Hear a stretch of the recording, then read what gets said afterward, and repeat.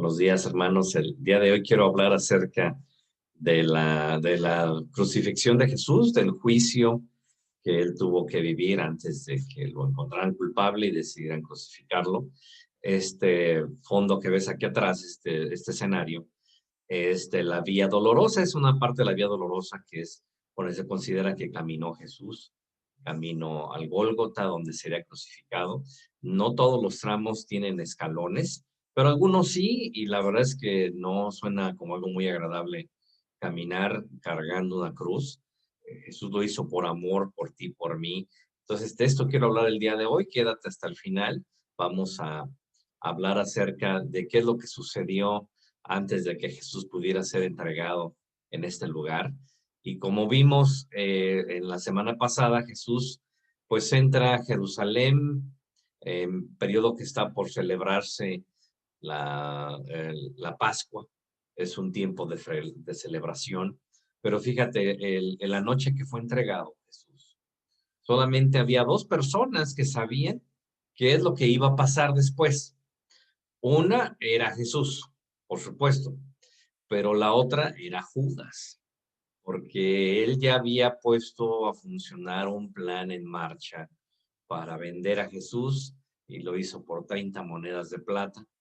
Se considera que esas monedas pues ya no tenían un gran valor, aunque le alcanzó para comprarse un terrenito. Pero la verdad es que ahorita vamos a hablar un poco acerca de qué fue lo que sucedió en este arresto de Jesús.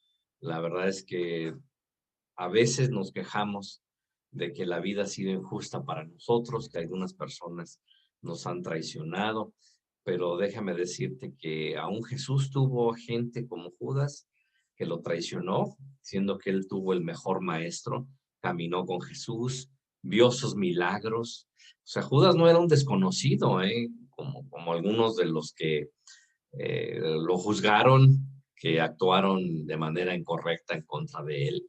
Puede ser un hombre que había caminado un tiempo con Jesús, y que incluso Jesús le había dado la confianza aún hasta de manejar las finanzas. El día de hoy podríamos decir que era como su contador, el que lo traicionó. Alguien puede decir, hermano, yo también tengo un contador así, medio traicionero. Mira, la verdad es que solamente dos personas sabían qué es lo que iba a pasar esa noche. Y Jesús era una de esas dos personas. Entonces, fíjate, la semana pasada estábamos hablando de la celebración del Domingo de Ramos y ahora vemos que las cosas cambiaron drásticamente para Jesús. Jesús había entrado como entraba la realeza en ese tiempo, en tiempos de paz, en un borrito. Le habían hecho una gran fiesta, una gran celebración, habían tirado las palmas para que él entrara.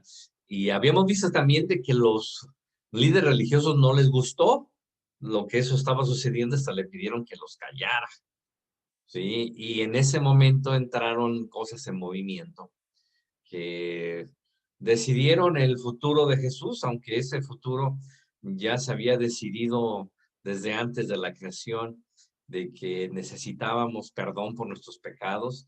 Después de que Adán y Eva cayeron en pecado, toda la humanidad caímos con ellos en pecado. Y desde ese momento, acuérdate que Dios, cuando habló con la mujer, le habló de las simientes, de la serpiente y de su simiente, y que le iba a herir en el calcañar y el otro le iba a herir en la cabeza. Fíjate, desde ese momento ya Dios ya tenía en mente el plan de que Jesús muriera por tus pecados. Como puedes ver, Dios no hace las cosas por accidente. Dios siempre tiene un plan y actúa por un plan, aunque a veces no lo podamos entender, porque déjame decirte que los demás discípulos de Jesús no lo entendieron. Y ahorita vamos a ver las reacciones que tuvieron algunos de ellos. Pero fíjate cómo puede haber un cambio tan drástico de la gente que hacía unos días lo habían recibido con alegría, como se recibe a un rey, como se recibe a un gran libertador, al siervo de Dios que los va a liberar de la opresión. Y unos cuantos días después ya lo estaban llevando a ser crucificado. O sea, ¿cómo puede cambiar el mundo tan rápido? Para los discípulos debe de haber sido un cambio muy radical. Y ahorita voy a hablar más acerca de cómo se deben de haber sentido. Pero fíjate, los líderes religiosos lo vieron como una persona a la que tenían que deshacerse. ¿sí? Simplemente pensaron que tenían que matarle, y te vamos a hablar todo el complot que hicieron contra él. Mira, cuando fueron a atrapar a Jesús en la noche, fueron los evangelios, nos habla acerca de una multitud que fueron, eh, pues más que nada eran soldados que fueron a atrapar a Jesús. Y esto lo vemos en Juan, San Juan 18, de 2 al 3. Dice, y también Judas, el que le entregaba, conocía aquel lugar, porque muchas veces Jesús se había reunido ahí con sus discípulos. Judas, pues, tomando una compañía de soldados y alguaciles de los principales sacerdotes y de los fariseos, fue ahí con linternas, antorchas y con armas. Entonces, fíjate, Judas sabía en qué lugar se quedaban, porque pues era uno de los discípulos que caminaban con Jesús hasta ese momento. Entonces le dieron un pequeño contingente para que fuera a atraparlo. Llegaron con antorchas, con linternas, con armas, y llegaron hasta este lugar de Olivos donde estaba Jesús, este campo de los Olivos. Y fíjate, ¿por qué crees que fueron también armados? Pues sin duda estaban esperando que Jesús intentara pelear con sus discípulos, ¿no? Sino porque fueron también armados y con un contingente de soldados. Estaban preparados para dos cosas posibles que hiciera Jesús. Y esta era de que peleara o que huyera. Pero ninguno de ellos estaba preparado para que Jesús simplemente se rindiera. Acuérdate que ellos quedaron, el comportamiento de Jesús ante todo el juicio eran cosas que no podían entender porque no entendían que Jesús ya tenía un plan. Pero mira, si vemos en Lucas 22, 52 y 53, dice, y Jesús dijo a los principales sacerdotes, a los jefes de la guardia del templo, a los ancianos que habían venido contra él, como contra un ladrón habéis salido con espadas y palos, habiendo estado con vosotros cada día en el templo, no extendiste la mano contra mí, mas esta en vuestra hora la potestad de las tinieblas. No estaban esperando que Jesús les diera esta respuesta, estaban esperando. ¿Tú qué harías? O sea, si tú estuvieras en un campamento, en un jardín bonito como el de los Olivos, y de repente vieras que llegan un montón de gente armada, con antorchas y posiblemente gritando tu nombre, ¿tú qué harías? Pues yo pienso, hermano, hermana, que pensaríamos por dónde puedo correr, por dónde me puedo escapar de esta gente, pero ellos no están preparados para que Jesús simplemente los confrontara. Y todavía, acuérdate que cuando Pedro, él sí se puso violento. Acuérdate que cuando Pedro corta una oreja, todavía Jesús le sana. Y todavía viendo un milagro, o sea, ¿tú qué harías? ¿Tú esperarías que después de hacerles un bien, de hacerles un milagro, simplemente se olvidaran de las cosas y te dejaran en paz? Yo pienso que sí. Tú y yo pensaríamos de esa manera. Tal vez hasta le reclamaríamos. Oye, ¿qué no acabas de ver el milagro? O sea, ¿que no reconoces el poder de Dios? Váyanse a su casa, ¿no? Pero Jesús no hay ningún reclamo de parte suya. Simplemente les dice que pues ellos están en tinieblas y esa es la hora de ellos en las tinieblas, que es cuando actúan. Entonces vemos que lo arrestan en la noche y lo hicieron por estrategia, por eso es que no lo hicieron cuando Jesús estaba en el templo y tenían miedo de que la gente se pusiera bronca. Entonces prefirieron arrestarlo en lo oscurito, cuando nadie se pudiera oponer, y por eso llevaron un montón de soldados y tenían un caso que habían fabricado en contra de él, ¿sí? Ya lo tenían preparado, pero fíjate, algunas personas han hecho estudios acerca del caso de Jesús, aún bajo las leyes de los propios israelitas en ese tiempo, y encontraron que aún bajo sus propias leyes estaba plagado de errores. Mira, el día de hoy luego escuchamos que hay gente que la sueltan, que les habían hecho un juicio y los liberan, porque dicen es que se integró mal el expediente. ¿Si has escuchado esas frases que luego nos molestan? Que gente experta en leyes se integren mal los expedientes y los suelten. Entonces, mira, si fuera por ese el caso, entonces hubieran tenido que soltar a Jesús porque el expediente se integró mal. Sí, estaba plagado de errores, no vamos a hablar de algunos de ellos. Pero déjame decirte que bajo las regulaciones del Poder Judicial judío y bajo su proceso, bajo sus propias leyes, ningún arresto o juicio podría ser conducido de noche. No sé si tú sabías esto. Luego vemos las películas, y vemos pues que se quejan que era de noche, pero no nos explican que en realidad esto era en contra de la ley. O sea, arrestar y enjuiciar a alguien en el transcurso de la noche era considerado en contra de las leyes estrictas de los propios fariseos, del propio Sanedrín. Mira, hace 2000 años, el sistema de justicia, la autoridad judicial en Israel era precisamente el Sanedrín. Luego a veces escuchamos, sí que miembros del Sanedrín, pero como que no tenemos idea de qué eso es como el sistema judicial de día de hoy. La Suprema Corte de Justicia, vamos a decirlo de esa manera. Es como la Suprema Corte de Justicia. Entonces, a los miembros del Sanedrín, pues eran los jueces de la Corte Suprema, que tienen mucho poder, aún el día de hoy, ¿eh? No voy a entrar en detalles de cuestiones políticas, pero tú lo has visto que ha habido agarrones en México, precisamente por quién tiene poder. Bueno, en ese tiempo, los que tenían poder era su Suprema Corte, que hubiera sido el Sanedrín. Y en ese tiempo no hubiera habido discusiones sobre separación de la iglesia y el Estado. Mira, mientras Israel estaba aún bajo el dominio del Imperio Romano, ellos mismos se considerarían una teocracia.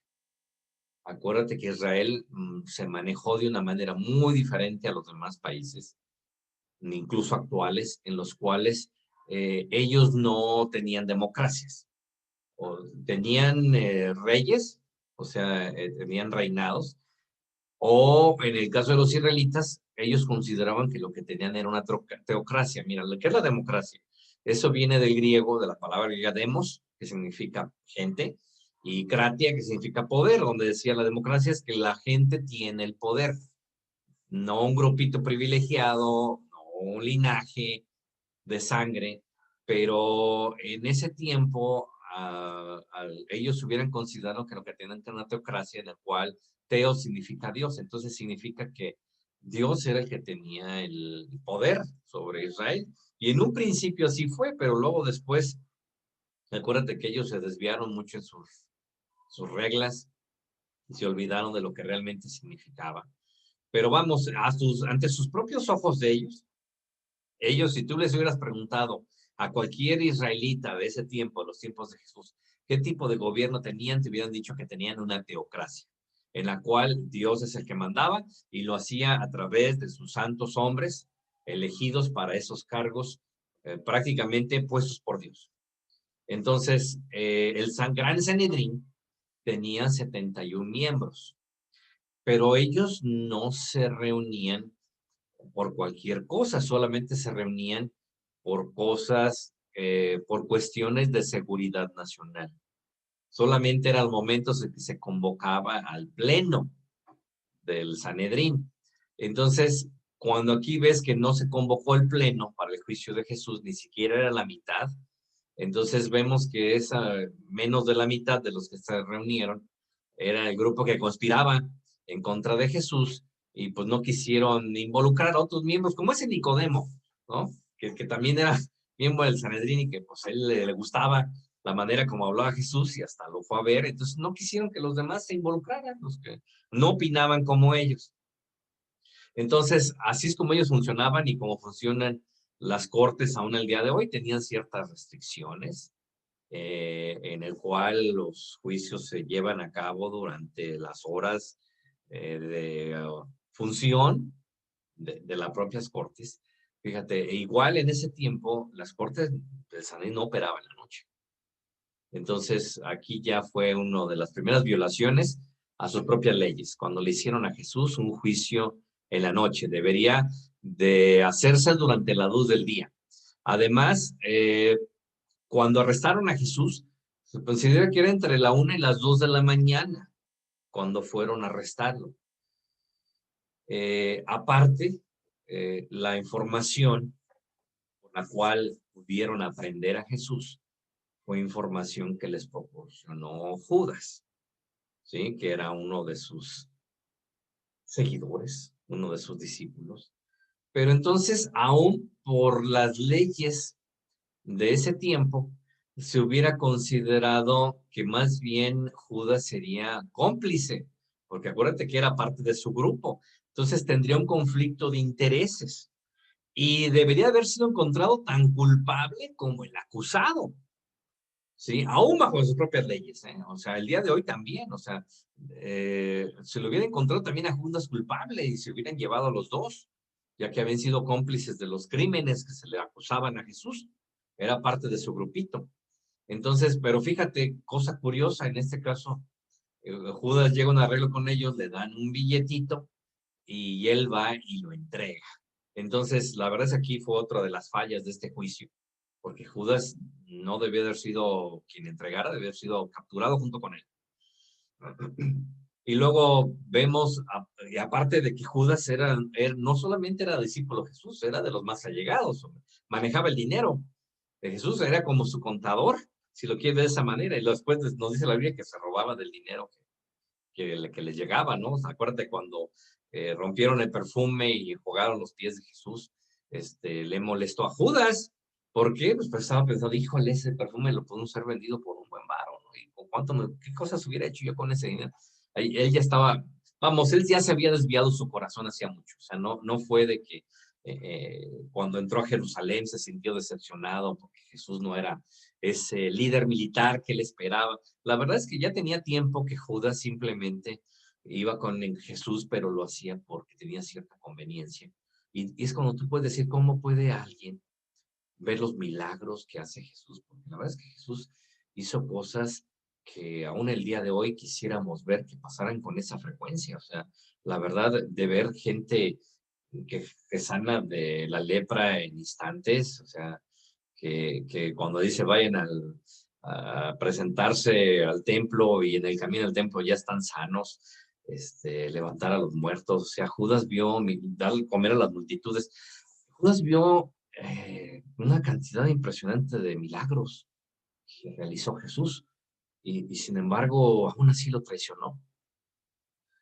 Aún así le dio la espalda a Jesús y déjame decirte que hay mucha gente el día de hoy que ha caminado con Jesús, a lo mejor por varios años, pero luego al final su corazón se desvía, al final su corazón busca las cosas de este mundo, al final su corazón busca a una persona de este mundo y se aleja de Jesús, y lo deja atrás y se olvida de las enseñanzas y se olvida del milagro. Y la verdad es que cuando yo veo cosas así, me acuerdo de Judas, que fue alguien que, aunque vio el poder de Dios, al final no caminó con Jesús hasta el fin. Él le dio la espalda a Jesús. Yo sé que los demás discípulos tuvieron temor y se escondieron, pero después los vemos a ellos que siguen a Jesús, que cuando reciben el Espíritu Santo ellos son diferentes a como habían sido antes. Entonces, la verdad es que esto nos enseña de que no porque hayas caminado con Jesús una cierta distancia, eh, no vas a ser tentado, no te puedes desviar. Claro que pueden pasar muchas cosas y por eso es que le pedimos a Jesús que nos cuide del mal. Acuérdate que Jesús cuando les enseñó la oración a sus discípulos, les decía que nos guardara del mal. Y no estaría muy bien que nosotros recordáramos en sus oraciones este modelo que Jesús nos enseñó. Y si seguimos viendo el juicio de Jesús y su arresto, entonces no solamente el arresto estuvo mal ejecutado, también los juicios. Y fíjate que dije juicios, no solamente el juicio, porque no solamente hubo uno, hubo varios juicios que se llevaron uno consecutivo después del otro. Entonces, para muchos, el día de hoy, bajo nuestros estándares, pues hubiéramos dicho que era una farsa. Todo el show que mostraron para poder declarar a Jesús culpable, todo fue una farsa. Desde su arresto hasta su interrogación, hasta la sentencia que se le dio, todo fue una farsa. Entonces, si los juzgáramos por los estándares del día de hoy, pues diríamos que fue una farsa, pero no podemos esperar que un juicio que se llevó en una nación ocupada hace 2000 años se le pueda manejar por los estándares del día de hoy, como los tenemos en México el día de hoy. Pero fíjate que ha habido gente que ha hecho estudios acerca de las leyes judías como una nación ocupada en los tiempos de Jesús. Por ejemplo, en 1948, un juez británico, Frank Powell, escribió un libro que se llamó El juicio de Jesucristo. Y este juez observó el juicio de Jesús, pero en la luz de los estándares históricos de ese día. Vamos, se puso a estudiar las leyes de los judíos en ese tiempo, y las leyes romanas, las leyes de los judíos para un caso de sentencia a muerte bajo la ley judía en una ocupación del Imperio Romano. Y descubrió que no hubo nada justo acerca de ese juicio que se hizo sobre la persona de Cristo Jesús. Y más o menos por el mismo tiempo, también otro abogado norteamericano escribió otro libro que se llamaba El juicio de Jesús, en el cual también encontró una gran cantidad de errores bajo la ley judía y bajo las leyes romanas, que hubieran sido considerados errores tan serios como que para que se pudiera pedir un nuevo juicio. Sí, acuérdate que aquí lo que sucedió es que Jesús en realidad no se defendió. Pero vemos que hubo estos jueces que escribieron estos libros, encontraron como 17 errores en el proceso judicial por las leyes de ese tiempo. Y esto comenzando, el primero, no los voy a decir todos, pero el primero fue cuando la primer presentación que hicieron de Jesús, después de que lo arrestaron, ¿a dónde crees que le llevaron? ¿A dónde crees que llevaron a Jesús? Pues, o sea, cuando arrestan a alguien, ¿a dónde se le lleva? Dice, no, pues hermano, pues primero la cárcel y luego después de la cárcel, pues a que le den fecha, ¿no? Para presentarse hasta el juez y que comience el juicio. Mira, aquí le hicieron un juicio express a Jesús, entonces no lo llevaron directamente a la cárcel. ¿Sabes a dónde lo llevaron? Lo llevaron enfrente de un hombre llamado Anás, ¿sí? Y vemos que en esta primera aparición que llevaron ante Anás, pues que en realidad nadie tenía realmente interés en que hubiera justicia en ese juicio. Más bien estaban interesados en la manera más rápida de deshacerse de Jesús. Esto lo vemos en Juan 18:13, dice, y le llevaron primeramente a Anás porque era el suegro de Caifás, que era el sumo sacerdote de aquel año. Y tú podrías decir, bueno, ¿y para qué lo tienen que llevar con el suegro? O sea, si te fijas que ni siquiera lo llevaron con el sumo sacerdote, se lo llevaron al suegro. Y dicen, bueno, ¿y por qué tenían que llevarlo ante el suegro? Fíjate, Anás, bajo las leyes de los judíos, él ya no tenía ninguna autoridad legal. Es más, se sabe que él había sido un sumo sacerdote, pero era retirado. El que era en ese momento era su yerno, ese era un sumo sacerdote. Entonces, la verdad es que no tenían por qué llevarlo ante Anás. Pero ¿por qué crees que lo llevaron primero y a su casa? Lo llevaron a la casa de Anás. ¿Y por qué crees que lo llevaron a Jesús delante de él? Si tú te acuerdas, hace unas semanas estuvimos hablando de que cuando Jesús entró al templo, lo que hizo fue limpiarlo. Y te acuerdas de que lo que él hizo es que les tiró las mesas y luego aparte les soltó los animalitos que tenían allí en ese patio de los gentiles y les dijo que su casa era casa de oración, pero la habían hecho cueva de ladrones. ¿Sí te acuerdas que estuvimos hablando de eso hace unas semanas? Bueno, para poner las cosas en una expectativa histórica correcta, entonces déjame te hago a ti una pregunta, hermano, hermana, que nos escuches el día de hoy. ¿Quién crees que estaba encargado de lo que sucedía en las mesas de cambio y se beneficiaba directamente de los cambios injustos que se hacían por las conversiones de dinero y por la venta del ganado de los animales que estaba ahí? Pues no era otro sino que Anás. Anás era el encargado, fíjate, por eso lo llevaron a él, ¿sí? Porque pues, retocó el bolsillo, ¿verdad? Entonces primero lo llevan con él. Es más, se han hecho estudios históricos acerca de este personaje de Anás, y ¿sabes qué es lo que se ha encontrado? Que lo que sucedía en el patio de los gentiles, toda la corrupción que se manejaba en ese lugar, tenía un nombre, los negocios que se llevaban en ese patio, en el patio de los gentiles. ¿Sabes cómo le decía la gente del pueblo en ese tiempo? Le decían que eran los bazares de los hijos de Anás. Así eran conocidos. Nada más para que veas hasta dónde estaba metido Anás en ese negocio, y por eso quería Jesús muerto. Una traducción más coloquial, más provinciana el día de hoy, pues lo traduciríamos como los mercados de pulgas, de los hijos de Anás. Sí, entonces fíjate, cuando llevan a Jesús, lo llevan ante él, porque pues le había afectado su bolsillo, lo había hecho ver mal, ¿verdad? Y aparte le dijo, ladrón, huevo de ladrones, entonces me lo traen a mí primerito. Entonces, fíjate, ahí se ve que hay un conflicto de intereses. Y te digo, si lo viéramos, aún desde el punto de vista legal de ese tiempo, hubo bastantes irregularidades, como para decir que el expediente estuvo mal formado.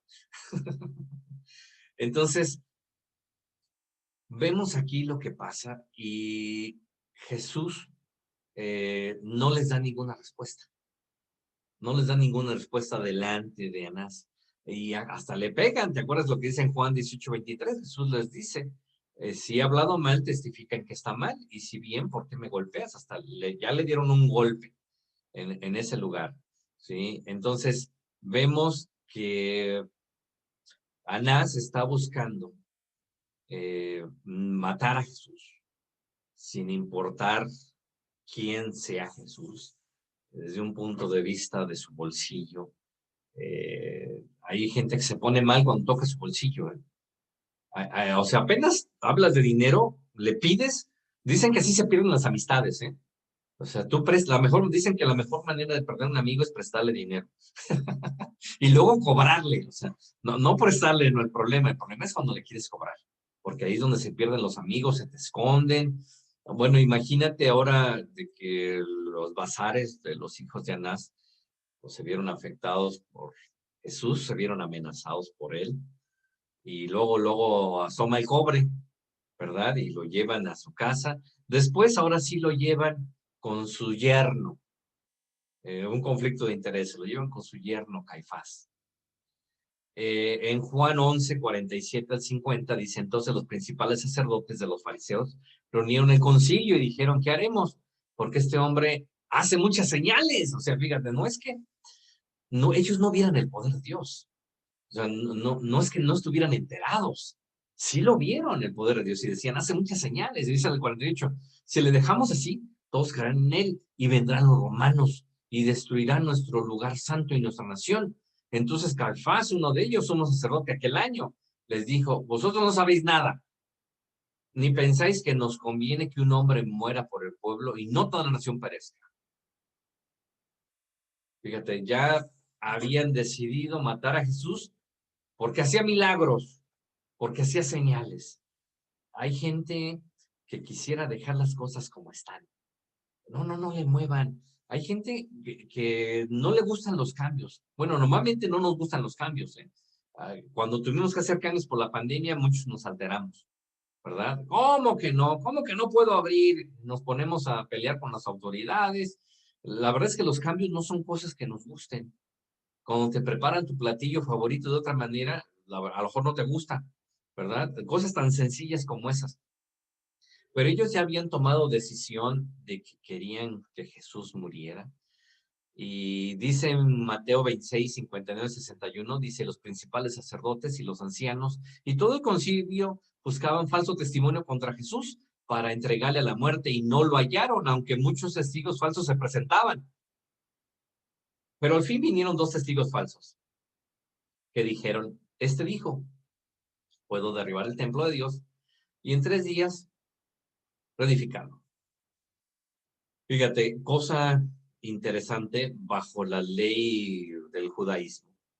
Cuando se trataba de un juicio de sentencia a muerte, solamente bajo sus propias leyes, un juicio de esa naturaleza solo podía llevarse a cabo durante el día, no podía llevarse durante la noche.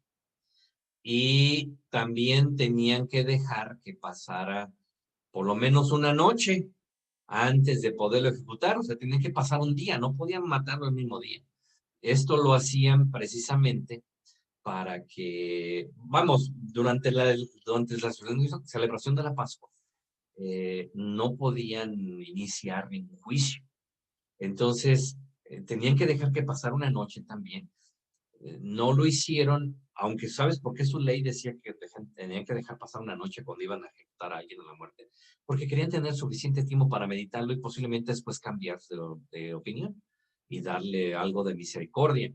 Pero en este caso ellos ya habían tomado la decisión, por eso el juicio de Jesús en realidad ya le habían encontrado culpable aún antes de que comenzara el juicio. Como lo vimos ahí en esos pasajes, ellos ya habían decidido matarle, y todo lo que presentaron ahí fue una simulación. Ahora, ellos se enfrentaban con un problema. Si hubiera sido un juicio que se llevara a cabo en Israel 100 años antes, hubieran podido ejecutar a Jesús sin ningún problema ahí en el concilio. Los judíos hubieran sentenciado a muerte y lo hubieran ejecutado.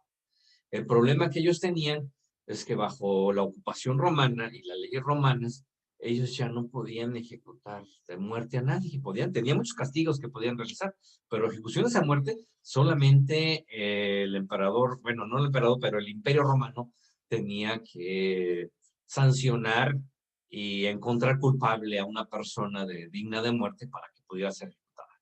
Entonces, estaban 100 años de distancia.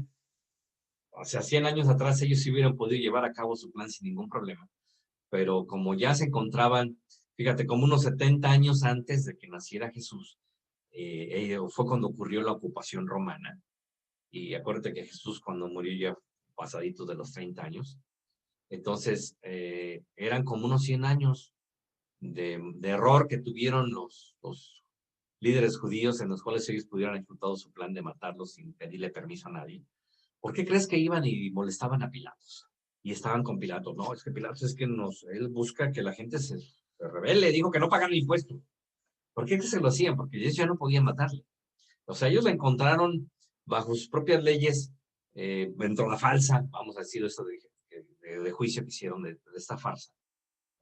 Ellos dijeron, ok, con esto es suficiente para matarlo, por blasfemia. Pero ellos no podían ejecutar esa orden. Así que lo llevaron entonces a los romanos, pero ellos no quisieron entrar cuando lo llevaron al pretorio, pero ellos no quisieron entrar porque dijeron, es que nos contaminamos, si entramos a ese lugar nos contaminamos y ya no vamos a poder celebrar la Pascua. Fíjate, estaban pensando en celebrar un festejo de la libertad que Dios había traído a su pueblo, sin darse cuenta siquiera que la mayor liberación de todos los tiempos iba a llevar a cabo y que ellos se lo iban a perder. Simplemente no lo vieron, ellos simplemente fueron cegados por el odio, cegados por su bolsillo, por la ignorancia. Y acuérdate que Jesús, bueno, incluso el mismo Nicodemo, no entendía los planes de Dios, por eso es que Jesús lo desglosó a Nicodemo en términos que de todas maneras le costaba trabajo entender. Recuerda que Nicodemo decía, ¿cómo puede un hombre nacer de nuevo? Pero ahí se vemos que Jesús le desglosó sus planes a Nicodemo. Ahorita vamos a hablar otra vez acerca de Nicodemo. Pero fíjate, cuando vemos en Lucas 23:2 dice, comenzaron a acusarle diciendo, a este hemos hallado de que pervierta la nación, que prohíbe dar tributo al César, diciendo que él mismo es el Cristo, un rey. Y le decía, no tenemos más rey que César. Entonces cambiaron aquí los cargos. Fíjate, o cualquier abogado podría decir, no, es que estaba siendo juiciado por ciertos cargos, no le puedes cambiar los cargos nada más así. Pues fíjate que lo hicieron. Le cambiaron los cargos y cambiaron el cargo de blasfemia a cargo de traición, porque la blasfemia de la religión judía no era causa de muerte bajo la ley de los romanos, pero traición sí. Entonces ellos cambiaron ahí el cargo y ahora le dijeron que alborota al pueblo. Dice, comenzó en Galilea y llegó hasta aquí. Él es un alborotador. Y acuérdate que los judíos tenían fama de rebeldes ante las ocupaciones. Ellos, y vamos, esto es histórico, o sea, los hebreos durante mucho tiempo, acuérdate que batallaban con los filisteos, y en muchas otras temporadas, los asirios, ellos estuvieron bajo dominio de naciones extranjeras y ellos siempre se rebelaron. Eso no fue algo nuevo y al final toda esa rebeldía los llevó a que el general Tito en el año 70 después de Cristo destruyera Jerusalén. Entonces, eso de que dijeran que eran alborotadores, pues la verdad es que sí era algo que le preocupaba a los romanos. Habían intentado pacificar esa región, pero los judíos nunca les gustó estar bajo la ocupación de nadie y bajo el yugo de nadie. La verdad es que de eso sí tendríamos que aprender de ellos, que no deberemos dejar que nos doblegaran, porque Dios tiene planes para nosotros. El problema que se toparon ellos es de que no reconocieron la libertad. Y acuérdate que por eso Jesús lloró cuando estaba entrando a la ciudad, porque no reconoció el tiempo de su visitación. Entonces, para seguir con la historia, ¿qué es lo que hace Pilato? Pilatos lo que hace, obviamente tiene una conversación con Jesús, y Jesús le dice que le dice Pilato que él tiene todo el poder sobre él, y le dice Jesús, no tienes poder sino que te haya sido dado por Dios, por lo tanto mayor condenación tiene. Pero fíjate, en medio de todo esto, cuando Pilato está escuchando lo que dicen los religiosos, cuando Pilato está escuchando a Jesús, tiene una conversación con él y se maravilla de que no esté suplicando por su vida. Estoy seguro que la mayoría, si no es que toda la gente que fueron llevados ante él por una sentencia de muerte, sin duda le rogaban o intentaban sobornarlo. No, pues te doy una lana si no me matas, o sea, por favor, o sea, se hincaban, o sea, y él estaba maravillado que Jesús no suplicaba por su vida. Acuérdate que Jesús tenía un plan que ellos no entendían. Y aún todavía hay una voz más que tiene que escuchar Pilatos. Eso vemos en Mateo 27:19, dice que estando en el tribunal, su mujer le mandó decir, no tengas nada que ver con este justo, porque hoy he padecido mucho en sueños a causa de él. Fíjate, entonces también está escuchando a su mujer, que le dice que tiene sueños, y le dice, no le hagas nada. Fíjate, la verdad es que haríamos muy bien en escuchar a nuestras esposas, porque Dios también habla a través de ellas. Entonces aquí Pilatos empieza a escuchar todo esto y entonces él busca una manera de liberarlo. Y es cuando llega este personaje de Barrabás y les dice, ¿a quién quieren que les libere? ¿Y qué es lo que pide la multitud que fue ahí? Pues que liberaran a Barrabás y crucificaran. Entonces Jesús fue encontrado culpable. Muchos dicen que mucha de la multitud que estaba delante de Pilatos pidiendo que la crucificaran era también gente que había puesto palmas a la entrada de Jesús hacía solamente unos cuantos días. Fíjate, la misma gente que lo había aclamado como rey, hoy pedía que le fuera crucificado y Jesús fue encontrado culpable. Acuérdate que Pilatos dijo, pues entonces yo me lavo las manos, es su sangre sobre ustedes.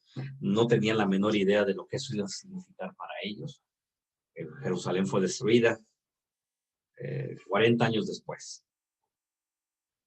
Entonces, mucha de esta gente que pidió que Jesús fuera crucificado todavía vivía, tal vez eran ancianos y vieron la destrucción y en ese momento deben de haber recordado las palabras de Jesús. Para entonces ya se había expandido el evangelio de Jesús por todo el Imperio Romano.